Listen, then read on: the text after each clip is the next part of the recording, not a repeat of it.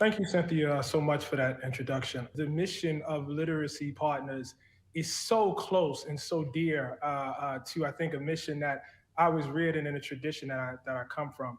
I obviously identify as a Black writer, which is not merely a statement of my race and my profession, or my culture, but is actually, in fact, a statement of a tradition I come out of. That is the tradition of Phyllis Wheatley. That is the tradition of Frederick Douglass. That is the tradition of W.E.B. Du Bois, of Ida B. Wells, of Toni Morrison, of Zora Neale Hurston, and so on.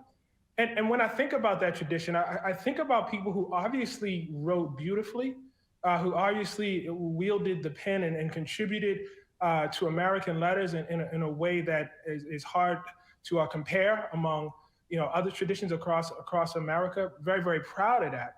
But what I really think about when I think about that tradition is people who wrote because they had to.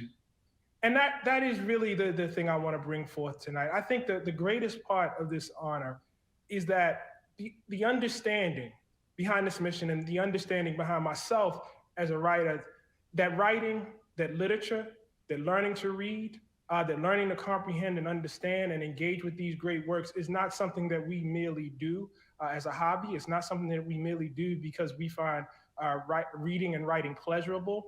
We do it because we understand that it is essentially tied to our liberation.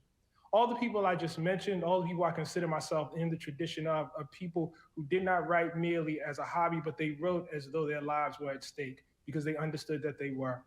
And so I'm a fan, I'm a proponent, I am a supporter of any organization that pushes forth reading, that pushes forth literacy, that pushes forth literature, that pushes forth writing as a tool of emancipation, of liberation. That's the kind of writing I try to do.